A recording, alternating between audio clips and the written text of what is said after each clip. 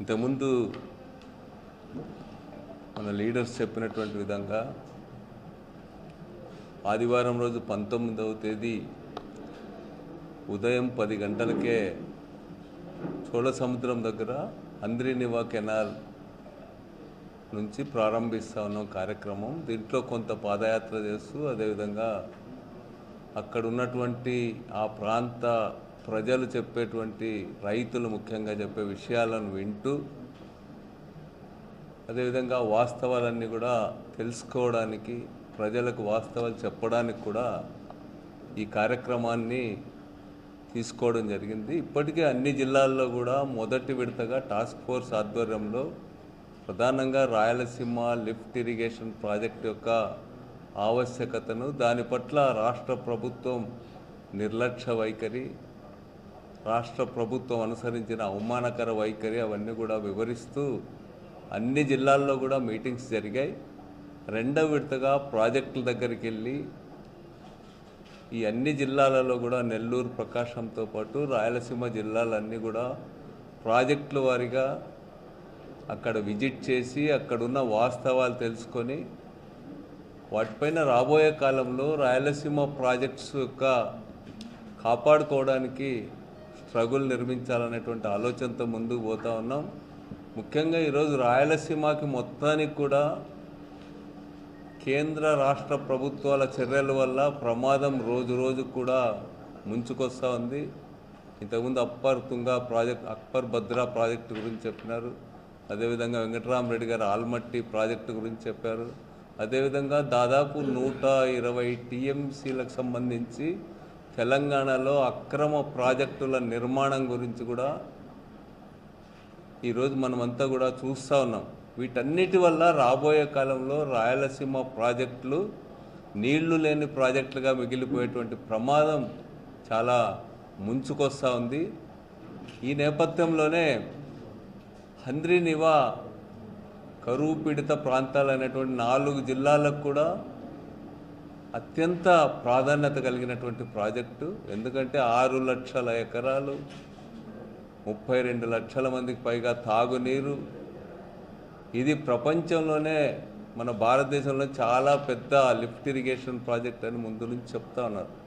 అంతటి ప్రాధాన్యత కలిగినటువంటి ప్రాజెక్టు ఆశించిన ప్రయోజనాలు ఈరోజు నెరవేర్చడం లేదు. ఎప్పుడో ఎన్టీ రామారావు గారు ప్రారంభిస్తే దాన్ని యుద్ధ ప్రాతిపదికన రాజశేఖర రెడ్డి గారు చేపట్టి దాన్ని 5 ఏళ్లలోనే దాదాపు 9,000 కోట్ల రూపాయల వరకు కూడా మొదటి 2 దశల్లో ఖర్చు పెట్టడం జరిగింది. అదే సమయంలో చంద్రబాబు నాయుడు గారు ఎన్టీ రామారావు పదవిచ్యుత అయిన తర్వాత వచ్చి ఆయన 5 ఏళ్లలో కేవలం 15 కోట్ల రూపాయలు మాత్రమే ఖర్చు పెట్టాడు. ఒక్కసారి ఆలోచించమని కోరుతా ఉన్నా. 15 కోట్ల రూపాయలు కేవలం జీతభత్యాల కోసమే ఇవ్వడం తప్ప ఆయన ఒక్క గంప మట్టి కూడా తవ్వకుండా దాన్ని 5 టీఎంసీలకు తర్వాత కుదించే ప్రయత్నం చేసినాడు. కేవలం తాగునీటి ప్రాజెక్టుగా 40 టీఎంసీల ప్రాజెక్టును, 6 లక్షల ఎకరాలకు నీళ్ళిచ్చే ప్రాజెక్టును, 40 లక్షల మందికి తాగునీరు ఇచ్చే ప్రాజెక్టును కేవలం 5 టీఎంసీల ప్రాజెక్టుగా కుదించడానికి చంద్రబాబు నాయుడు గారు అడ్మినిస్ట్రేటివ్ శాంక్షన్స్ ఇవ్వడమే కాకుండా దానికి శంకుస్థాపన కార్యక్రమాలు కూడా చేసి దాన్ని ముందు తీసుకుపోయేదాన్ని, అంటే ఆదిలోనే గొంతు నిలిమేయడానికి హంద్రీనివాకు ప్రయత్నం చేసిన వారు ఎవరైనా ఉన్నారంటే అది చంద్రబాబు నాయుడు గారే. రాజశేఖర రెడ్డి గారు వచ్చిన తర్వాత, పరుగులు ఎత్తించిన తర్వాత ఈ ప్రాంత ప్రజల్లో వచ్చిన విశ్వాసం, హంద్రీనివాకు వచ్చిన సపోర్ట్ దృష్ట్యా తప్పనిసరి ఈరోజు చంద్రబాబు నాయుడు గారు దాన్ని ముందు తీసుకుపోయే ప్రయత్నం చేస్తున్నాడు. కానీ ఆయన ప్రధానంగా కుప్పం నియోజకవర్గం అనేది ఈ హంద్రీనివా కింద రాకపోతే దాని వైపు కూడా చూసిండేవాడు కాదు. ఈరోజు కుప్పంకు నీళ్లు చూపించాలనే తాపత్రయమే తప్ప చంద్రబాబు నాయుడు గారిలో హంద్రీనివాను అభివృద్ధి చేయడంలో ఏమాత్రం కూడా ఆయనకు శ్రద్ధ లేదు. ఎందుకంటే ఇప్పుడు పరిస్థితులు చూస్తే అర్థమవుతోంది ఏ విధంగా జగన్కి ఇంత పేరు కూడా రాకుండా, జగన్ ముద్ర పడకుండా ఈరోజు కుప్పంకి నీళ్లు చూపించాలనేటువంటి దాంట్లో భాగంగానే ఈరోజు 6,500 క్యూసెక్కులకు పెంచుతూ చంద్రబాబున జగన్మోహన్ రెడ్డి గారు శంకుస్థాపన చేసి అడ్మినిస్ట్రేటివ్ శాంక్షన్స్ ఇచ్చి టెండర్స్ పిలిచిన దాన్ని రద్దు చేసి 3,850 క్యూసెక్కులకు కుదించడం జరిగింది. అదేవిధంగా ఈరోజు ఫేజ్ 2లో కూడా మనం చూస్తే అర్థమవుతుంది. కేవలం 750 క్యూసెక్కుల ప్రవాహంతోనే దాన్ని లైనింగ్ చేసిన తీవ్రమైనటువంటి వ్యతిరేకత వచ్చింది లైనింగ్ చేయడం పట్ల అప్పట్లోనే. ఎందుకంటే దేశంలోనే అత్యల్ప వర్షపాతం కురిసేటువంటి ఆత్మకూరు, కూడేరు లాంటి ప్రాంతాల నుంచి ఈ లైనింగ్ పనులు ప్రారంభమైనాయి. ఈరోజు హంద్రీనివా వచ్చిన తర్వాత మండలం అంతా కూడా ఈరోజు హార్టికల్చర్ క్రాప్స్ అభివృద్ధి అయినాయి. కూడేరు లాంటి అత్యంత కరువు పీడిత ప్రాంతాల్లో, ఆత్మకూరు లాంటి ప్రాంతాల్లో రైతుల్లో ఆశలు చిగురించినాయి. వాటన్నింటినీ ఈరోజు చిదిమి వేస్తూ ఈరోజు ఆడ లైనింగ్ వేస్తూ సిమెంట్ కాంక్రీట్ లైనింగ్ వేస్తూ ఈరోజు పనులు పూర్తి చేశామని చెప్తా ఉన్నారు. నిన్నటి రోజు ఒక రైతుకు రమ్మని చెప్తే లకారంతో తిడుతూ ఉన్నాడు అవన్నీ కూడా చేసినటువంటి వాళ్ళని. మా ఊళ్ళలో అంతా బోర్లన్నీ ఎండిపోతున్నాయి, మేము నాశనం అయిపోతున్నాం సార్, దీనివల్ల వస్తాం సార్ అని చెప్పి చెప్తా ఉన్నారు. అనుభవంతో ఇప్పుడు అర్థమవుతూ ఉంది రైతులకి. పెద్ద ఎత్తున బోర్లన్నీ కూడా పొడిపోతూ ఉన్నాయి, అండర్ గ్రౌండ్ వాటర్ డిప్లీట్ అవుతూ ఉంది. అట్లాంటి పరిస్థితులు ఈరోజు వచ్చినాయి. కానీ చాలా గొప్పగా ఇన్ని వేల కోట్ల రూపాయలు ఖర్చు పెట్టామని హంద్రీనివా పైన టీడీపీ పార్టీ దండోరా వేసి చెప్తా ఉంది అన్ని చోట్ల కూడా. కానీ వాస్తవానికి ఇంతకుముందు మన లీడర్స్ అడిగినట్టుగా 1 ఎకరాకి ఇన్ని వేల కోట్లు ఖర్చు పెట్టినామని చెప్పే వీళ్ళు 1 ఎకరాకు కూడా సాగునీరు ఇచ్చినటువంటి పాపాన పోలే. ఇప్పటికీ తాగునీటి కోసం రోజు ధర్నాలు, రాస్తారోకాలు జరుగుతున్నటువంటి పరిస్థితిని కూడా చూస్తూ ఉన్నాం. మరి ఈరోజు అసలైన హంద్రీనివా లక్ష్యం ఫీల్డ్ ఛానల్స్, డిస్ట్రిబ్యూటరీస్ తయారు చేసి మన జిల్లాలోనే 3.5 లక్షల ఎకరాలకు నీళ్లు ఇవ్వాల్సింది, సాగునీరు ఇవ్వాల్సింది ఎక్కడైనా కూడా పొలాలకు నీళ్ళు ఇచ్చినటువంటి దానికి పోకుండా కేవలం కుప్పానికి నీళ్లు చూపించడానికి మాత్రమే ఈరోజు చంద్రబాబు నాయుడు గారు ఈ కాలువను తవ్వడం జరిగింది. అందుకనే 4వ తేదీ ఏమిటి వాస్తవ పరిస్థితి ఈ లైనింగ్ చేసినటువంటి ప్రాంతాల్లో అనేటువంటి దాన్ని కూడా చూడడానికి వెళ్తున్నాం. ఇప్పుడు దాదాపు 19వ తేదీ దాదాపు 65 టీఎంసీల వాటర్ని వినియోగించుకునే పద్ధతుల్లో కొత్త ప్రాజెక్టులన్నీ కూడా అనౌన్స్ చేసినారు. వీటన్నిటికీ తోడు ఈరోజు చిత్తూరు జిల్లా అంతా నీళ్లు బారించాలని చెప్తా ఉన్నారు. నీళ్లు రాయలసీమలో ఎక్కడిచ్చినా మాకేం అభ్యంతరం లేదు. మేమున్నప్పుడు కూడా ఇవన్నీ కూడా అనౌన్స్ చేసినటువంటివే. అందుకనే గాజులు తిన్న ప్రాజెక్టు కింద కర్నూలు తాగునీరు ఇచ్చేటువంటి దానికి కానీ, లేకపోతే ఈ యొక్క చెరువులకు ఇచ్చేది కానీ, బోర్లకు ఇచ్చేది కానీ, గొలుసు చెరువులకు అది ఇవ్వడానికి వీటన్నిటికి కూడా 65 టీఎంసీలు అవసరమవుతాయని ఆ రోజు జగన్ గారు 6,500 క్యూసెక్కులతో వెడల్పు చేసేటువంటి దానికి శాంక్షన్స్ అన్నీ కూడా ఇవ్వడం జరిగింది. ఈరోజు అన్నీ వాటన్నిటిని దృష్టిలో పెట్టుకోకుండా కేవలం ప్రచార ఆర్భాటం కోసం, ఎందుకంటే దాదాపు లక్షల కోట్లు ఖర్చు పెట్టి అమరావతిలో పెద్ద ఎత్తున అక్కడ అవినీతి అక్రమాలు చేస్తూ ఉన్నారు. 2 లక్షల కోట్ల రూపాయలు అమరావతిలో ఖర్చు పెడితే మిగిలిన ప్రాంతాలన్నీ ఏమైపోవాలా? రాయలసీమ లాంటి అత్యల్ప వర్షపాతం కురిసే జిల్లాలు నాశనం అవ్వాల్సిందేనని ఇక్కడ ప్రజల్లో పెద్ద ఎత్తున ఆందోళన వ్యక్తమవుతూ ఉంటే పప్పు బెల్లాలు పెట్టి పోరు మాన్పించినట్టుగా ఈరోజు ఆడొక 100 కోట్లు, ఆడొక 500 కోట్లు ఖర్చు పెట్టి మేము బ్రహ్మాండంగా చేస్తున్నాం అనేటువంటిది చెప్తా ఉన్నారు. మేము అందుకని ఈ సందర్భంగా రాయలసీమ ప్రాజెక్టుల పేరుపై జరుగుతున్నటువంటి ఈ అజిటేషన్ అంతా కూడా రాబోయే కాలంలో ముందుకు తీసుకుపోతాం. దీంట్లో ప్రధానమైనటువంటి ఉద్దేశం రాయలసీమకు అదనంగా నీరు తేవడం, ఇప్పటికే నిర్మాణంలో ఉన్న ప్రాజెక్టులని పూర్తి చేయడం, ఇప్పటికే సకాలంలో పూర్తి చేయడం, ఇప్పటికే ఉన్నటువంటి ప్రాజెక్టులకు అవసరమైనటువంటి నీటి కేటాయింపులు చేయడానికి కూడా ఈ యొక్క కార్యక్రమాన్ని అంతా కూడా చేస్తున్నామని ఈ సందర్భంగా మీకు అందరికీ కూడా విజ్ఞప్తి చేస్తాను. మీరందరూ రావాల్సిందిగా కోరుతా ఉన్నాను. ఏదేం పెట్టలేదు కానీ పరిశీలన ఇప్పుడు మొదట పరిశీలించి మాకు ఏం స్నేహితులారా,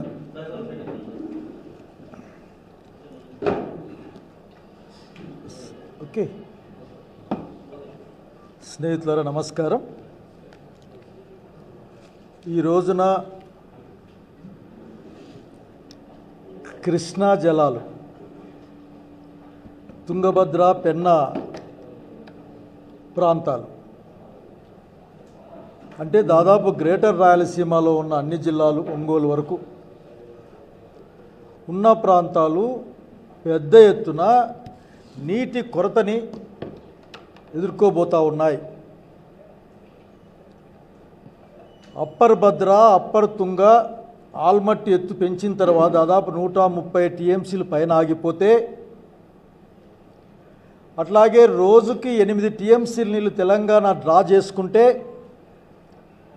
మనకేమో కేవలం 1 టీఎంసీ 2 టీఎంసీ నీళ్ళు డ్రా చేసుకునే కెపాసిటీ మన దగ్గర ఉంటే, ఇది రాయలసీమ ప్రాంతానికి, గ్రేటర్ రాయలసీమ ప్రాంతానికి తీవ్రమైన నష్టం కలగబోతూ ఉంది. మరొక్కసారి కరువు కోరల్లోకి వెళ్ళిపోతున్నామనే ఉద్దేశంతోనే ఈ రోజున గ్రేటర్ రాయలసీమ వాటర్ ఇష్యూస్ పైన, అట్లాగే రాయలసీమ లిఫ్ట్ ఇరిగేషన్ పైన ఒక task force committee YSR Congress పార్టీగా జగన్మోహన్ రెడ్డి గారి ఆదేశాల మేరకు పనిచేస్తాం. దీనికి ఎవరిని ఉద్దేశించి ఏదో విమర్శల కోసం ఈ కార్యక్రమాలు కాదు. ఈ ప్రాంతాన్ని ఏ విధంగా కాపాడుకోవాలి నేను స్పష్టంగా చెప్పగలను. మేము చదువుకునే రోజుల నుంచి కూడా కృష్ణా విశ్వాన్న అప్పుడు స్టూడెంట్ లీడర్గా ఉండేవాడు. చదువుకునే రోజుల నుంచి కూడా కృష్ణా జలాల్ని రాయలసీమకు తరలించాలి, అనంతపురం జిల్లాకు తరలించాలని పెద్ద ఎత్తున ప్రచార కార్యక్రమాలు, ఉద్యమాలు జరిగేవి. నేను very thankful to the Venkatramareddy గారు and his team on that day. మొట్టమొదటిసారి కృష్ణా జలాల్ని జీడిపల్లి వరకు నడిపించుకొచ్చిన వాళ్ళంతా ఇక్కడే ఉన్నారు. విశ్వాన్న కావచ్చు, ఇక్కడ పిల్లలు కావచ్చు, అందరూ కూడా. హంద్రీనీవా అన్నది ఒక్కటే మనల్ని కాపాడుతుందని నమ్మిన వాళ్ళం.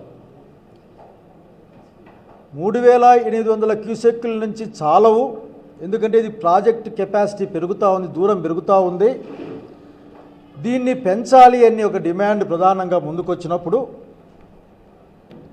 నాటి ముఖ్యమంత్రి జగన్మోహన్ రెడ్డి గారు 6300 క్యూసెక్కులకి దాదాపు డబల్ దాన్ని పెంచి ప్రభుత్వ ఉత్తర్వు ఇవ్వడమే కాకుండా దానికి టెండర్లు పూర్తి చేసి అగ్రిమెంట్ కూడా పూర్తి అయిన సంగతి ఇక్కడ గుర్తు చేస్తూ ఉన్నాను. ఈ మధ్య వింటూ ఉన్నాం అక్కడక్కడ. ఇదే యొక్క ప్రభుత్వాలను చెప్పడం కాదు, ప్రాంతాన్ని కాపాడుకోవడం, ప్రాంతాన్ని కాపాడుకోవడంలో ఉన్న ఈ ప్రయత్నం ఇది. దీన్ని అర్థం చేసుకోమని కోరుతా ఉన్నా. ఎంత ఖర్చు పెట్టినారు, ఎంత ఖర్చు అవన్నీ మళ్ళీ ఖర్చులు మరియు మాట్లాడదాం, జమా ఖర్చులు మాట్లాడదాం.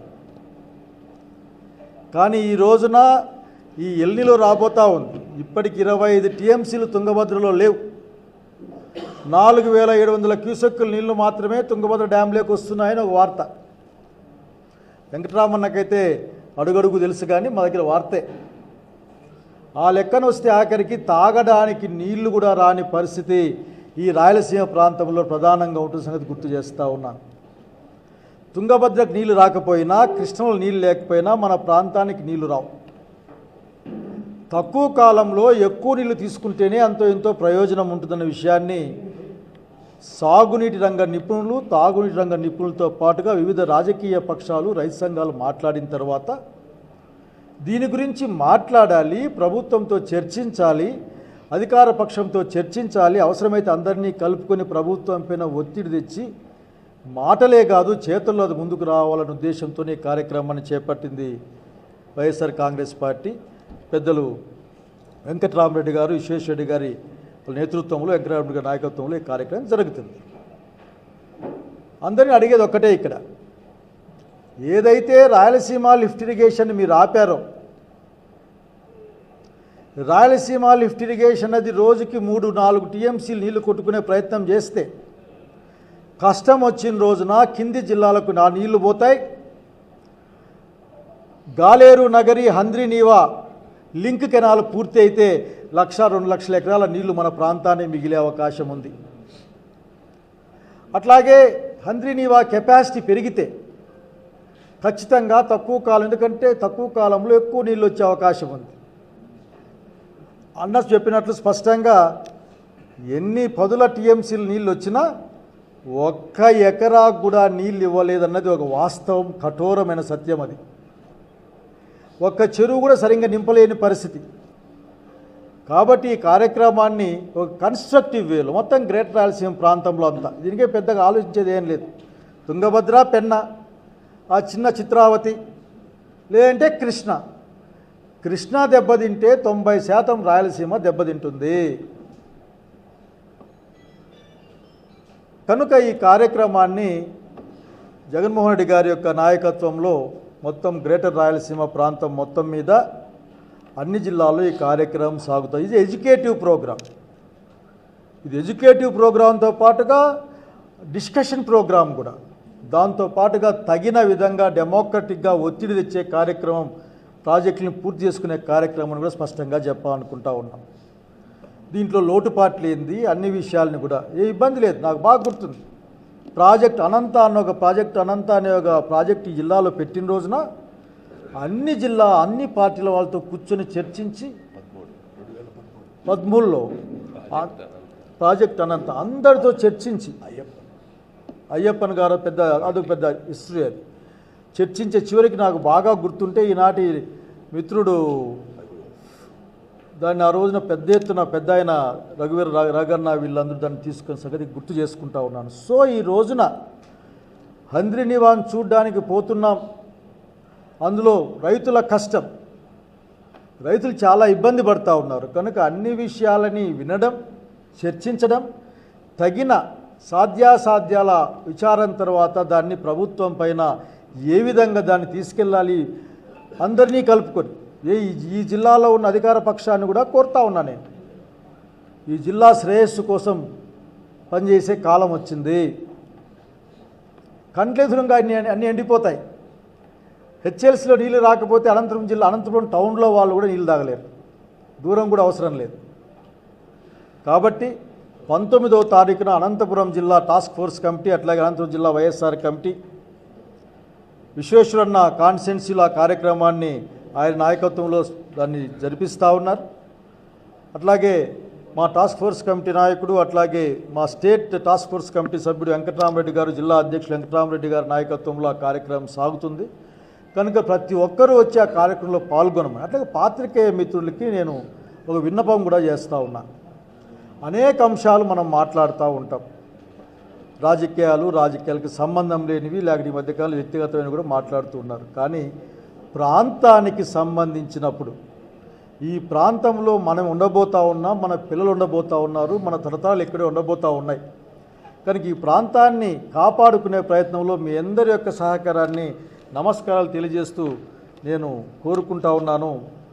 మరొక్కసారి ఈ కార్యక్రమాన్ని చేపట్టిన అనంతపురం జిల్లా టాస్క్ ఫోర్స్ కమిటీ అన్న కూడా మెంబరే, అందరూ ఇక్కడంతా ముఖ్య వాళ్ళే, అట్లాగే అనంతపురం జిల్లా వైఎస్ఆర్ కాంగ్రెస్ పార్టీ, అట్లాగే అనంతపురం జిల్లాలో ఉన్న ప్రజాస్వామ్యవాదులు, రైతు శ్రేయోభిలాష్ అందరికీ కూడా నేను ధన్యవాదాలు తెలియజేస్తూ ఉన్నాను. నమస్కారం. వస్తాను.